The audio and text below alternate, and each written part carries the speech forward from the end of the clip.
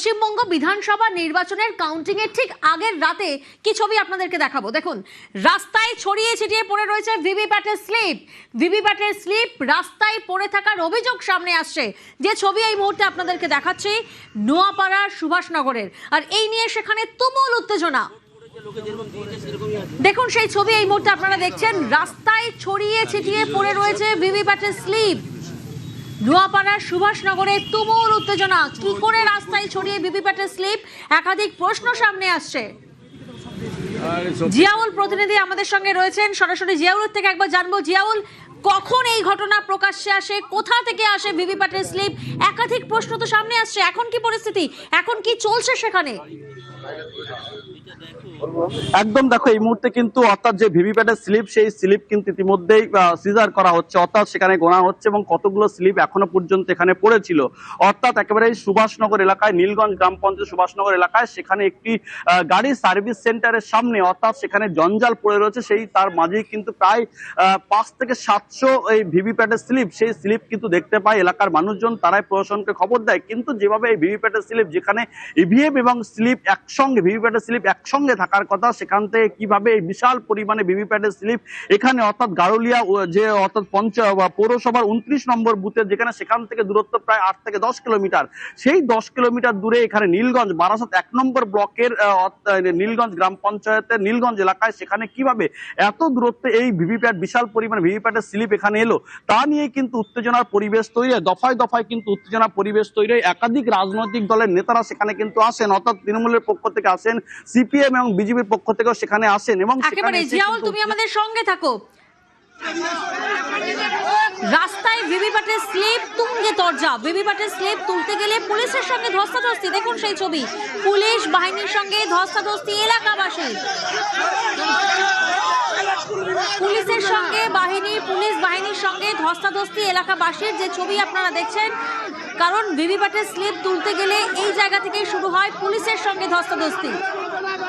বারাসাত 1 নম্বর ব্লকের বিডিওকে ঘিরে বিক্ষোভ দেখান এলাকাবাসী, যে ছবি এই মুহূর্তে আপনারা দেখছেন।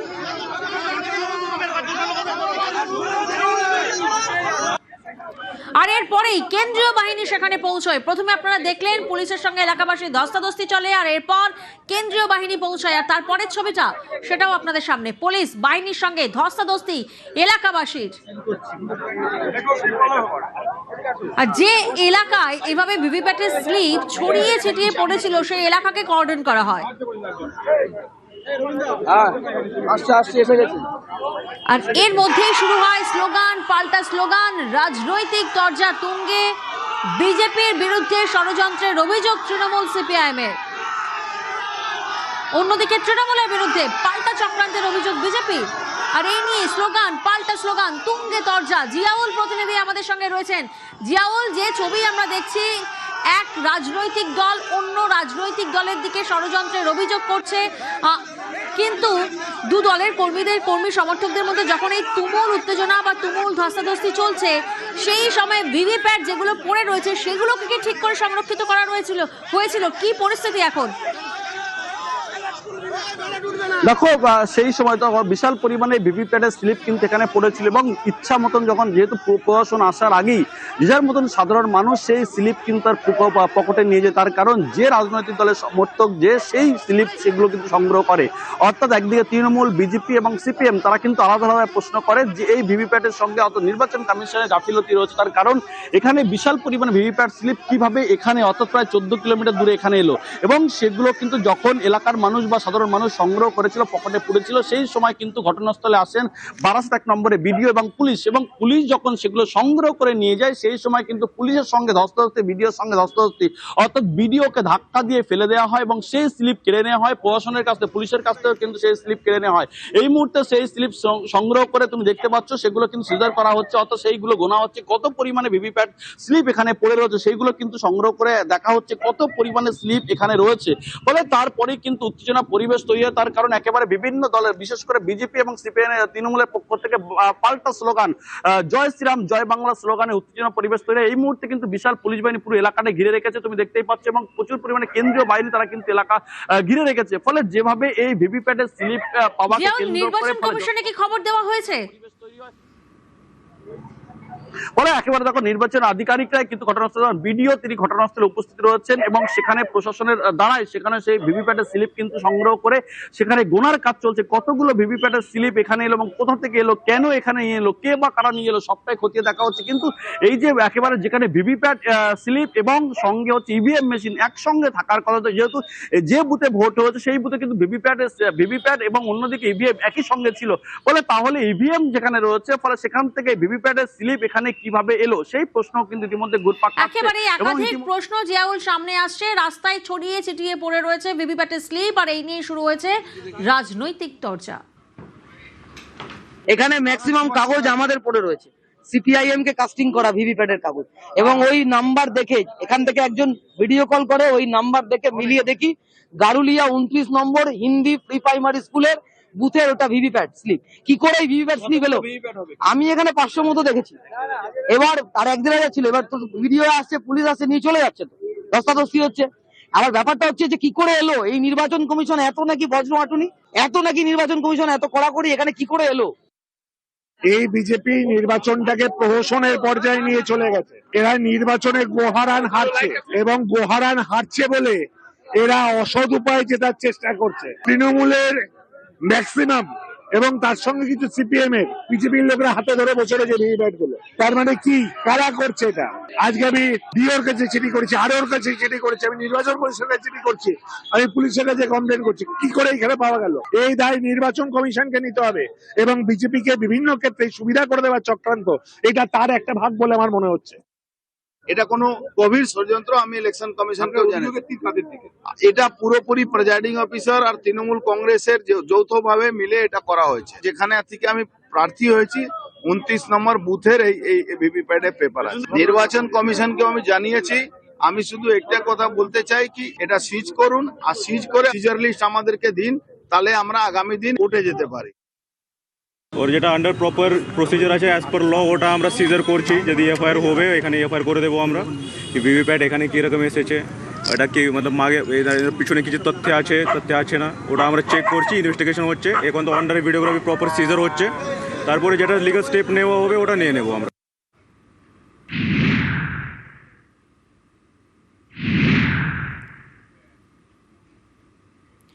বাংলায় ফল 4 মে, ফলতায় ভোট 21 মে। ফলতায় কি কমিশনের বজ্র আঁটুনি ফসকা গেরো? এত বাহিনী, এত অফিসার, উত্তরপ্রদেশ থেকে পুলিশ অবজারভার, তারপরেও কেন এমন পরিস্থিতি হলো যার জেরে গোটা ফলতা বিধানসভা কেন্দ্রে ফের ভোট করাতে হচ্ছে? এর দায় কার? কেন দায়িত্বে থাকা অফিসারদের বিরুদ্ধে পদক্ষেপ করছে না কমিশন? উঠছে প্রশ্ন।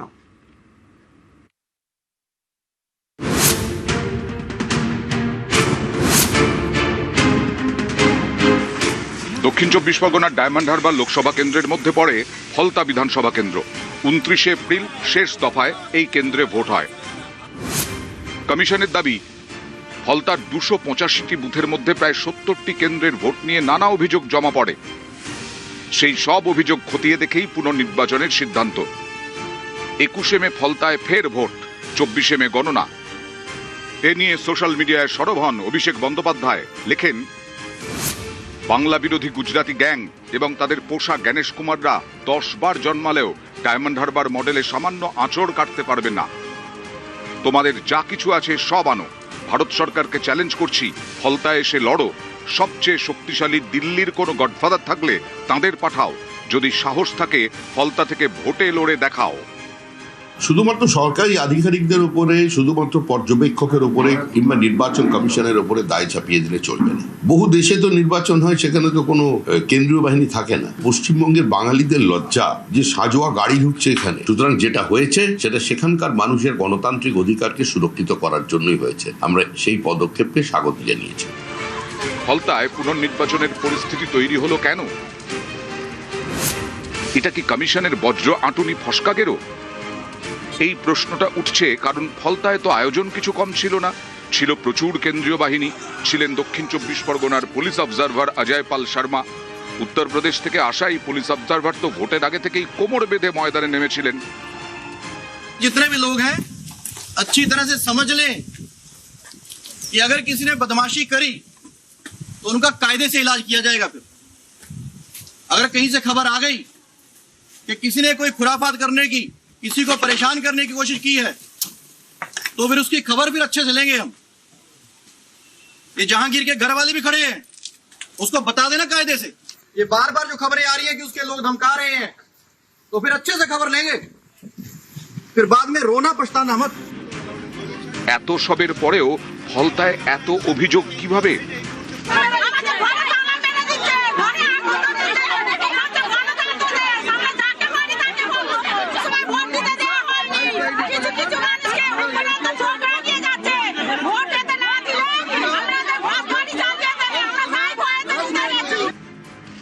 অনেকেরই প্রশ্ন, কমিশন বাহিনী, এত অফিসার, এত আয়োজন, তারপরেও ফলতায় কেন ফের ভোট করাতে হচ্ছে? কেন ফের ভোট করানোর মতো পরিস্থিতি তৈরি হলো?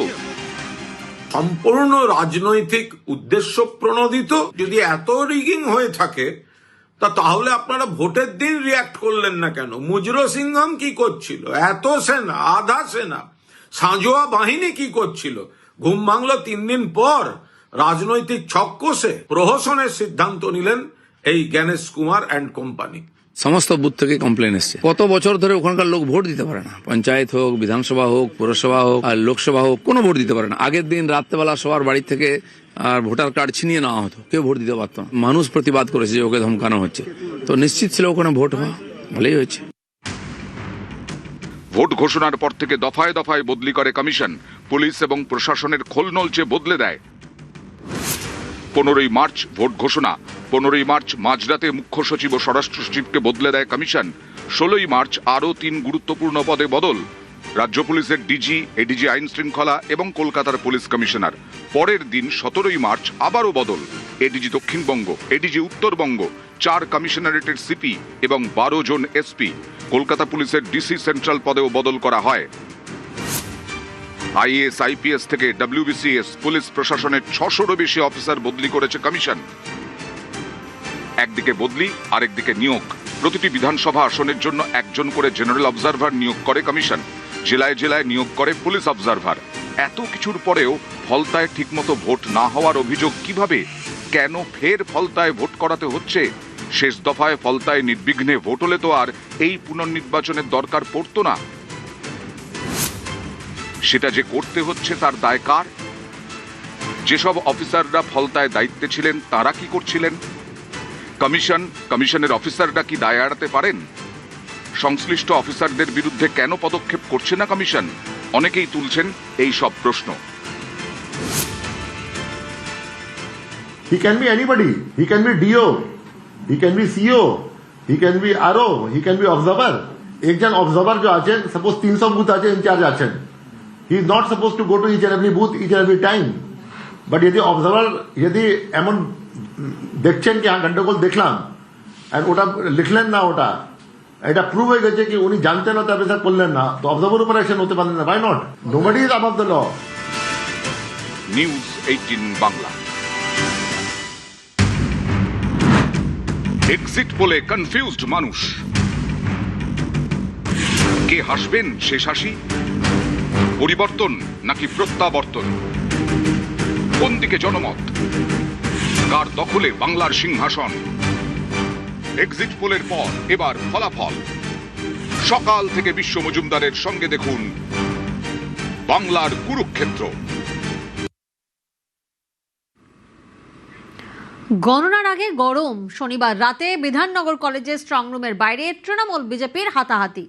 স্লোগান পাল্টা স্লোগান। বর্ধমান এবং মুর্শিদাবাদে স্ট্রংরুমের বাইরে উত্তেজনা।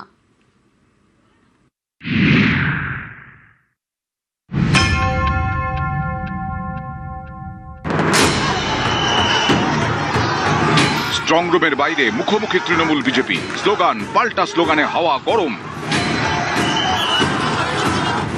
বচসা দিয়ে শুরু, তারপর হাতাহাতি। শনিবার রাতে বিধাননগর কলেজের স্ট্রংরুমের বাইরে এভাবেই হাওয়া গরম হয়ে ওঠে। এই কলেজে রয়েছে 3টি বিধানসভা আসনের ইভিএম।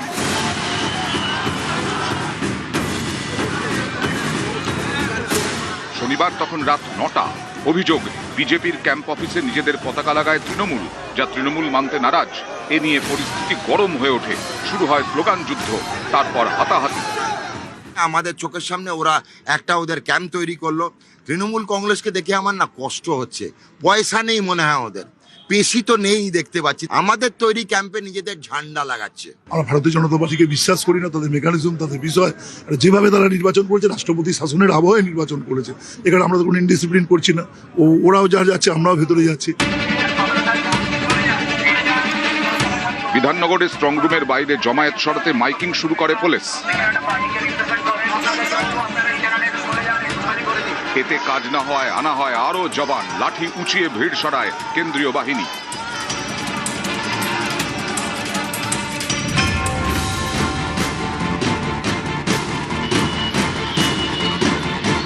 বর্ধমানে ইউনিভার্সিটি ইনস্টিটিউট অফ টেকনোলজি, এখানে রয়েছে পূর্ব বর্ধমানের 5টি বিধানসভা আসনের ইভিএম।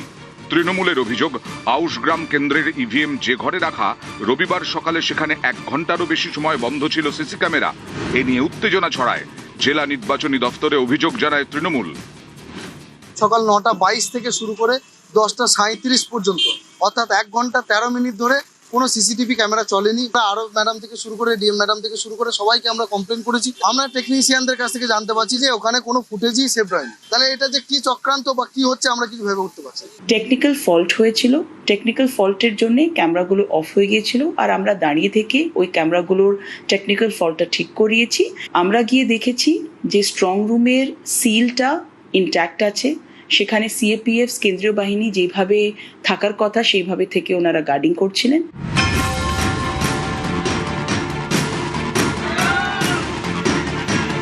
মুর্শিদাবাদের জঙ্গিপুর গভর্নমেন্ট পলিটেকনিক কলেজ, এখানে রয়েছে 6টি বিধানসভা কেন্দ্রের ইভিএম। তৃণমূলের অভিযোগ, শনিবার এখানে বেশ কিছুক্ষণের জন্য বন্ধ হয়ে যায় সিসি ক্যামেরা। এ নিয়ে তৈরি হয় ক্ষোভ।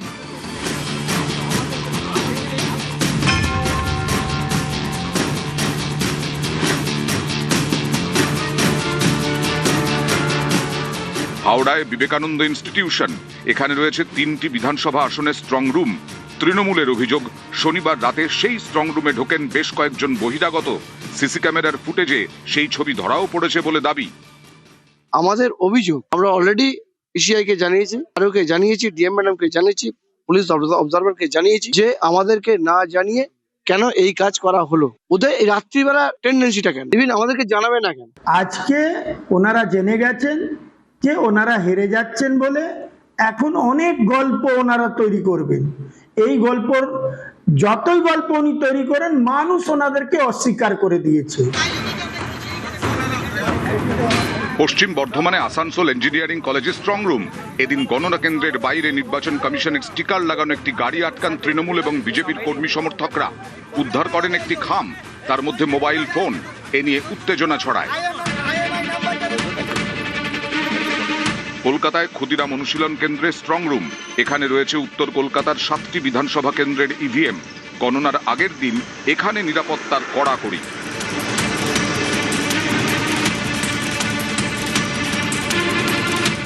দক্ষিণ কলকাতায় সাখাওয়াত মেমোরিয়াল, এখানে রয়েছে হেভিওয়েট কেন্দ্র ভবানীপুরের ইভিএম, যার নিরাপত্তায় কেন্দ্রীয় বাহিনী ও পুলিশের 6 লাখ।